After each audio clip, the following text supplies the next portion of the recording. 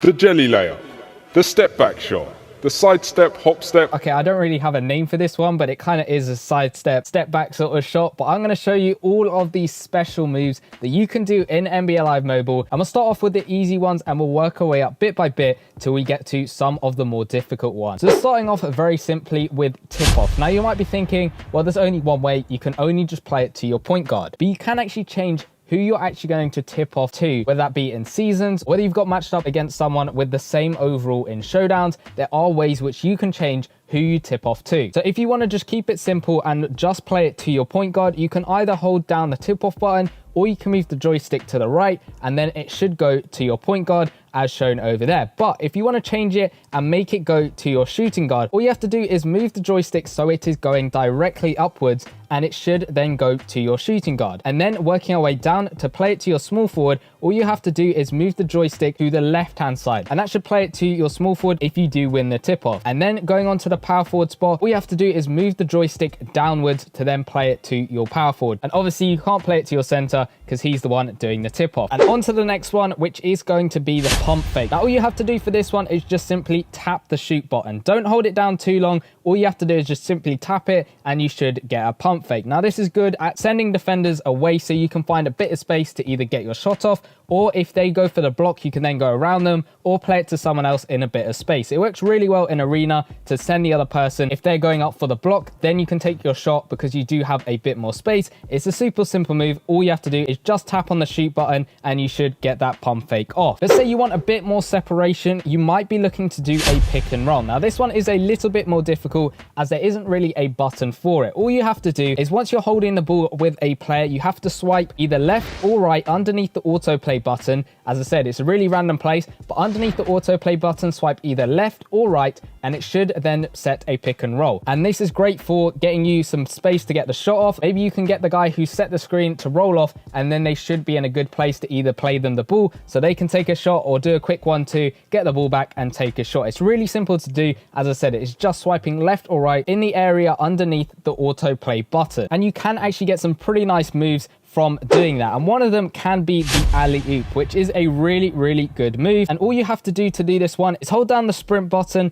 and then what you want to do is swipe from the sprint button to the pass button and you should get yourself that alley-oop. You don't have to hold down shoot, you just need to swipe from the sprint button to the pass button and it should give you that nice alley-oop. Now the hardest thing with this is getting the positioning right. You want to have someone who's got good passing so that then they can play it to someone who's in a good spot roughly around the hoop, or someone who looks like they have the space to go up for a dunk or a layup in that sort of area. And then you want to do that move and then they should be able to catch that midair and then either dunk the ball or do a nice layup in midair so that then they can make the shot, and that would be pretty nice. It's a really nice move, but it does take a little bit of time to get the positioning right so that you can do it. The amount of times that you can easily just miss the pass and it goes sailing somewhere else, it is a risky one, but if they are in the right place, you got a guy with a good passing stat, it is a really nice move and it is a really fun one to do. But speaking of fun, ankle breakers are really nice. Now there aren't specific dribble moves you can do. There are ones that pop up now and again with a card, but the main way you can actually get dribble moves is by simply spamming the hold sprint button.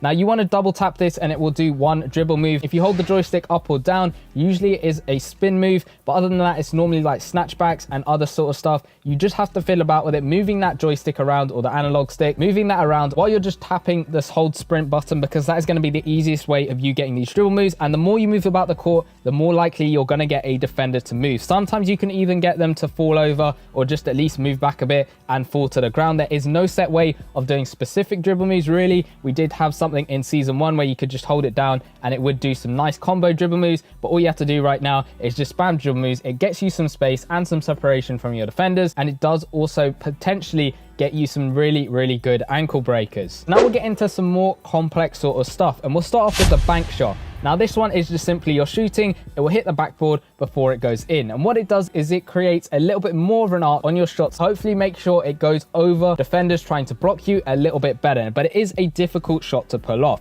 You want to get into a good spot, usually around the key. It doesn't really work for 3-pointers. It mainly works around the key from like a corner, not really side on, mainly from the corner. And what you want to do is while you're pressing the shoot button, once you've then released the ball, you want to move the joystick away from the hoop. So if you're on the left hand side of the basket, all you want to do is move the joystick down and to the right slightly. And if you're on the right hand side of the basket, you want to move it up slightly. It's just away from the basket, and that should give you your bank shot. The hardest thing about this one is timing it right, because you want to move the joystick just when you're about to release the ball, when your player's at the apex of his shot or just about to jump off and release the ball. That is when you want to actually go ahead and move the joystick. It is a little bit hit and miss, but it is very useful in getting it over your defender so it does actually go in more likely. And it is a pretty nice shot getting off the glass and back in instead of the straightforward swish all the time. But speaking of nice shots, now this one is a step back shot, and it's the first one we're going to take a look at. It's basically you're going in, you're stepping back out, and you're taking the shot. And it is a little bit difficult, but once you've got it nailed down, it is very easy to do. All you want to do is drive in with your player, and then as soon as you swipe up to shoot, you have to swipe up. You can't just let go of the sprint button. Swipe up to shoot and move the joystick away from the basket. So as I'm driving in, I'll drive in, and as soon as I swipe up to press shoot, I will move the joystick to the right because that's away from the basket. And then you can see my player's going to step in and then step back out for the shot. The bar, as you can see, goes straight to the top with the green one, and it does make it a little bit smaller. And these shots don't always go in. There's a lower percentage chance of these going in because they are a tougher shot. But it's all about getting that step back right, because that is probably the hardest thing to do, timing that joystick movement to get it right. Otherwise, it's just going to be a normal mid-range shot. You want to try and be doing it as soon as you're swiping up for the shoot button. That's when you move the joystick, and then you can get some nice separation. You can do this for a 3-pointer or a 2-pointer. It doesn't really matter. Obviously, the further out you go, the harder it is for it to go in, and it's already a difficult shot with a lower probability of it actually going in. So you got to take your chances. You can do this from anywhere on the court. You just want to move that joystick away from the basket as you're swiping up from the sprint button all the way up to the shoot button. But then you have a second variation of this step back. This is sort of the side step, hop step. If you guys have a better name for it, let me know in the comment section down below. But for now, we're going to call it step back shot number 2. Now this one's kind of to the side a bit, and you can see it works best if you're running in from the side of the court into the middle, as it were. That's where it works best. It can be done in other places, but it is easiest done in the middle. What you want to do is you want to drive up, and then you want to put the joystick away from the basket. So you're basically moving the joystick so that it is parallel to the baseline, and then you're moving it so that it's away from the basket. And it's just that quick movement, and you do that movement at the same time you're swiping up from the sprint button to the shoot button. So I'm holding down the drive button and moving parallel to the baseline, and then as soon as I swipe up and press the shoot button, I'm moving the joystick away from the basket, and that will get you your separation so you can then sort of sidestep out and take that shot. And it is a really, really nice shot once you get it nailed down. It is a tough one. As I said, it's easier done going into the center of the court, but it can be done from the sides, but it is a little bit more tricky to do. You want to still do the same thing where you're sort of running one direction and then you move the joystick back out